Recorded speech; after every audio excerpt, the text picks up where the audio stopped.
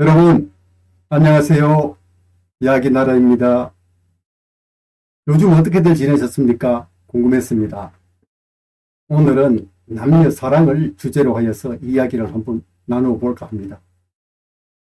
며칠 전 그 가수 구준엽 씨가 뉴스에 나오더라고요. 모습이 옛날과 그 달라져 있었고요. 몸무게가 12kg나 빠졌다고 그럽니다. 그래서 얼굴 색도 그렇고 아주 모습이 짠해 보였습니다. 그래서 이유인즉슨 왜 그랬냐 자세히 알아봤더니만 그 구준엽 씨가 대만에 있는 그 어떤 여성하고 결혼을 했는데 3년을 살다가 그 아내가 일본에 여행 중에 갑자기 사망을 했다고 그래요. 사망을.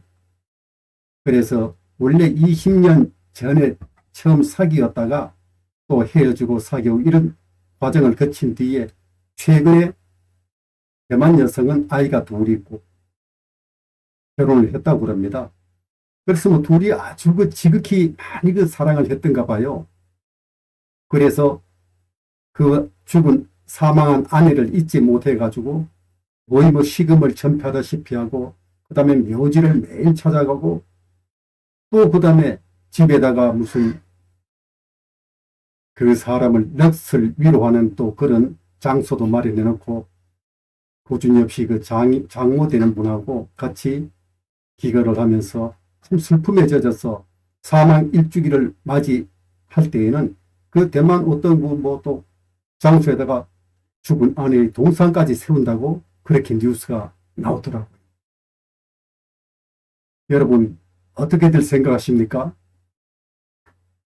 저는 제 물론 개인적인 생각입니다만은 그렇게 넋을 기리면서 장소를 정해놓고 또 매일매일 생각을 하는 거 그렇게 위안을 찾으면 그것도 한 방법일 수가 있겠습니다만은 저는 좀 생각을 달리합니다. 죽은 망자는 빨리 잊고 좋은 곳 하늘나라로 보내주는 게 좋지 않겠습니까? 죽은 망자에게도 좋고 특히 그 살아있는 사람한테는 빨리 벌을 잊어버리고 보내주는 게 좋습니다. 보면은 사람이 그렇습니다. 항상 그 밝은 웃음을 지으면서 기쁘지 않아도 행복하지 않아도 IMFP 미국 사람들이 보면 그런다고 그럽니다. IMFP 정말로 IMFP라고 계속 그렇게 하면은 내가 행복해지는 겁니다. 저는 그렇게 생각을 합니다.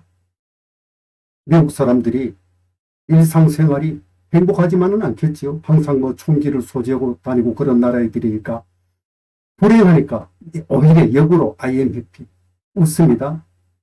그래서 그런 옛날로 치면은 사당이라고 그러죠. 사당이라든지 아니면은 보이는 넋을 기리는 그런 장소를 가지고서 나 자신을 속박하고 또 죽은 망자의 발목을 붙들고 하는 것은 저는 좋지 않다고, 옳지 않다고, 아니면은 오히려 더 슬픔에 빠져드는 요소가 되지 않을까 그래 생각을 해봅니다. 제가 그 10살 무렵에 아주 어렸을 적에 저희 옆집에 이웃집 할머니가 돌아가셨습니다. 물론 연세가 많아서 이제 노안으로 돌아가셨지요. 그래서 남아있는 그 할아버지께서 제가 그 어릴 때니까 봤는데 그 할아버지가 뜰에 앉아가지고 슬픈 표정을 지으면서 그 돌아가신 할머니의 그 관을 바라보면서 욕을 좀, 욕입니까?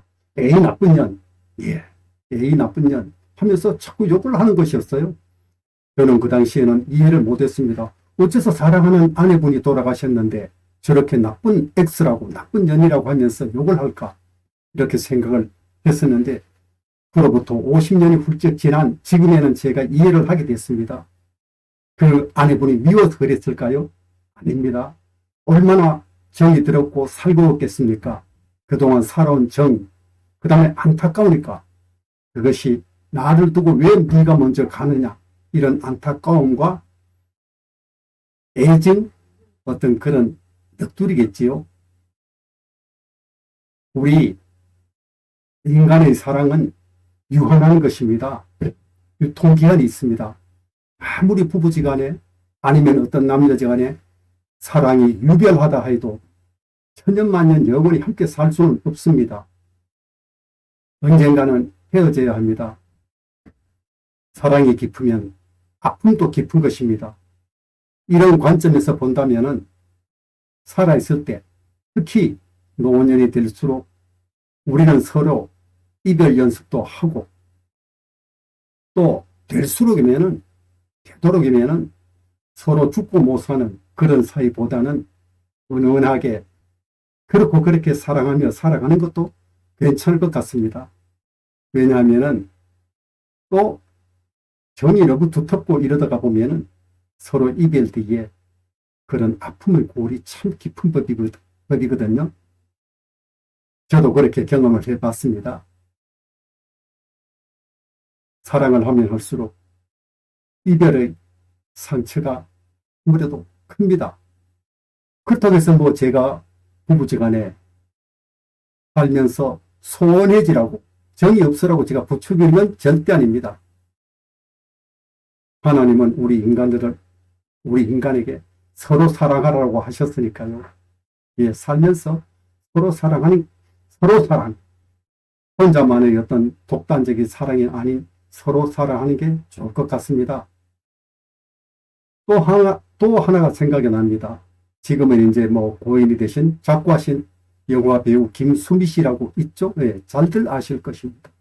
제가 지난번에 옛날에 우리 동치미란 프로였던가요? 재밌게 한번 봤었는데요. 그 김수미 씨라는 여배우가 부산에 촬영을 갔더랬습니다. 일주일 동안 이제 촬영을 하고 돌아왔어요. 그런데 촬영을 하러 일주일 동안 부산에 거주하는 동안 남편은 자기 아내 김수미 씨가 부산 출장을 간 줄 몰랐대요. 일주일 동안을. 어떻게 알았느냐 하면은 일주일 되는 날 보일러가 고장이 났는데 남편이 아무것도 잘 고치지 못하는 사람이었나 봐요. 아내를 불렀답니다. 김수미 씨를 부르니까 대답이 없는 거예요. 방문이 오니까 사람이 없죠. 그래서 이제 나중에 부산에 그 출장 간 사실 알았다라는 좀 심한 얘기인가요? 한 집에 살면서 그랬더라고요. 그러니까 한편으로 상당히 재밌는 어떤 가족이구나 이래 생각을 했었는데 지금 생각하면 뭐 한편으로는 좀 웃음이 나면서 대면대면한 사이다 이렇게 생각이 되지만은 그렇게 사는 것도 은근만은 아닐 것 같습니다.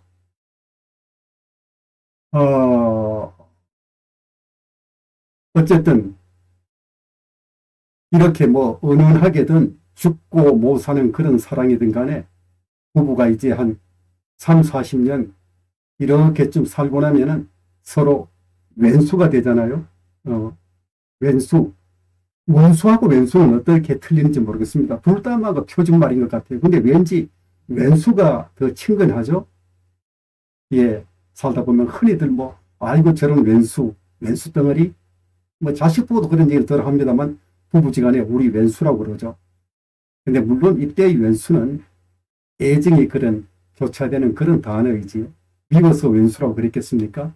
사랑하면서도 서로가 이제 살다 보면 미울 때도 있지요. 비운정 고운정 그런 얘기일 겁니다.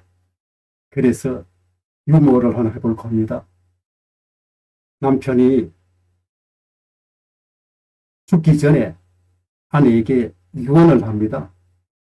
아내에게 유언을 하기를 여보 내가 죽거든 당신이 재혼을 해주세요. 그런데 옆 동네에 사는 우리 김 사장하고 꼭 재혼을 해야 돼요. 이러니까 아내가 대답을 하는 겁니다. 아니 당신 옆 동네의 김 사장은 당신하고 원수지간이잖아요.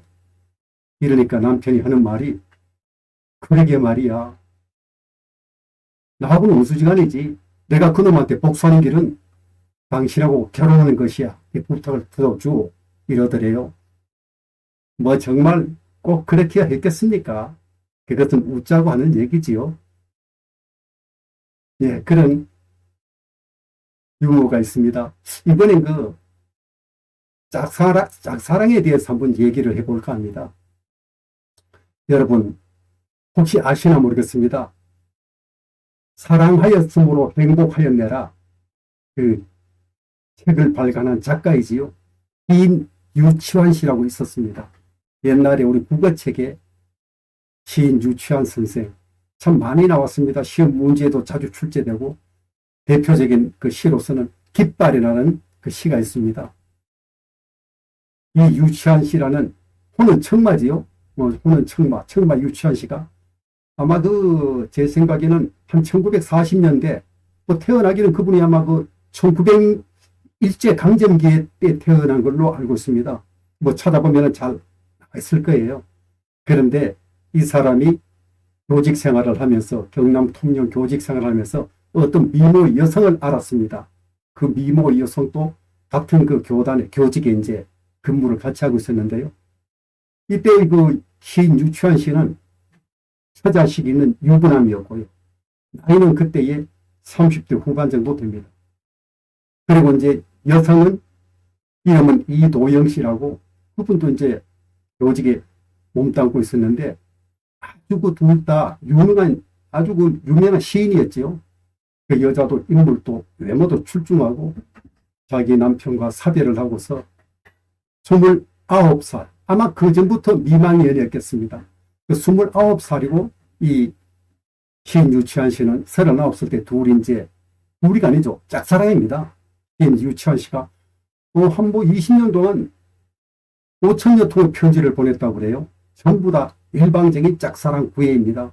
나중에는 이제 여성분 또 마음을 좀 열긴 했었는데 요즘 짠하고 옛날에는 그 가치관이 남녀의 그 사이라는 건 유별나고 투철했잖아요. 그래서 결국 그 짝사랑으로 끝나고 말죠.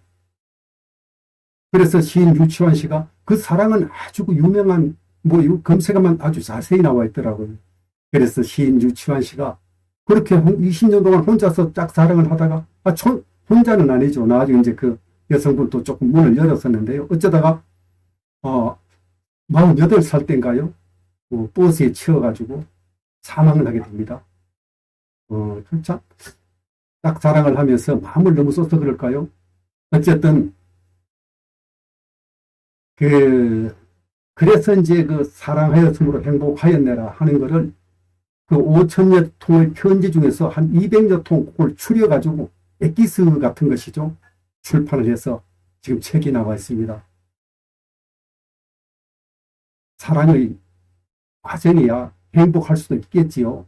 그런데 사랑하였네라 그러므로 행복하였네라 사랑하였으므로 행복하였네라 나중에 행복했을지 추억이 행복했을지 그건 모르겠습니다. 그런데 저는 그렇게 생각합니다.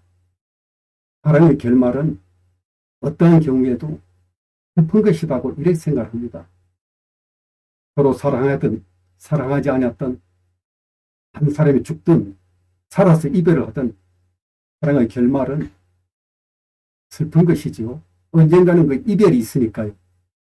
우리가 옛 아리랑 노래에 보면 심리도 못 가서 발병이 나고 1500년 살자고 그랬는데 1500년은 커녕 지금 현실은 100년도 못 살아서 작별이 옵니다.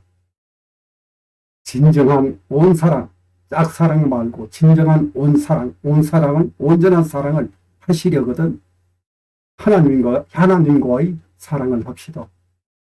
하나님과의 사랑은 유통기한이 없고 슬픈 결말도 없고 기쁨이 있습니다.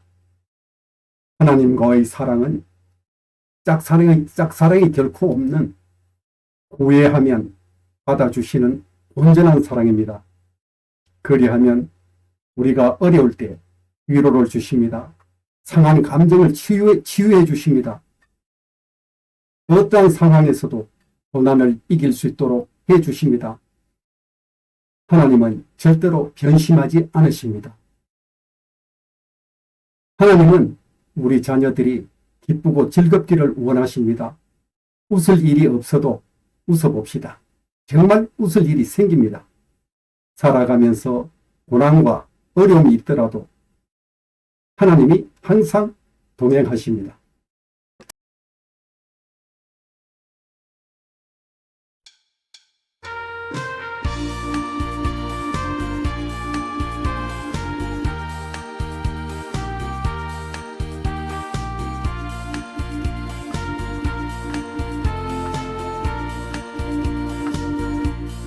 어두운 밤하늘 캄캄한 밤에 새벽을 찾아 떠난다. 조이고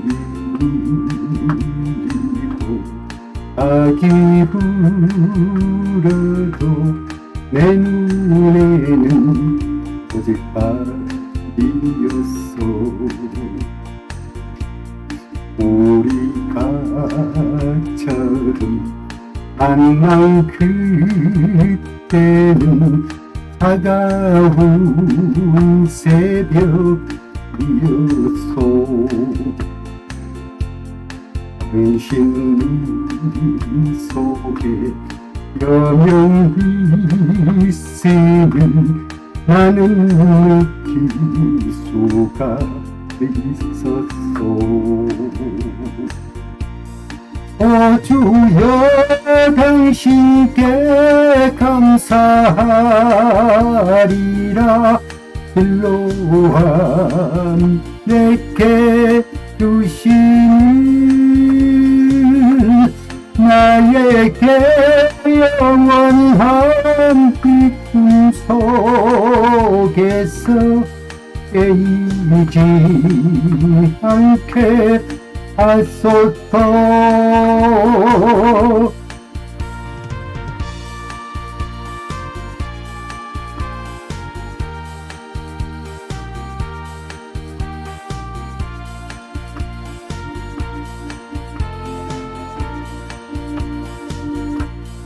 어두운 밤에 캄캄한 밤에 새벽을 찾아 떠난다. 소리 울리고 아기 울어도 내 눈에는 오직 이었어. 우리가 처음 만난 그때는 차가운 새벽이었어. 당신 눈 속에 여명이 있음을 나는 느낄 수가 있었어. 주여 당신께 감사하리라. 일로함 내게 주시는 나에게 영원한 기쁨 속에서 깨이지 않게 하소서. 주여 당신께 감사하리라. 일로함 내게 주시는 나에게 영원한 기쁨 속에서 깨이지 않게 하소서.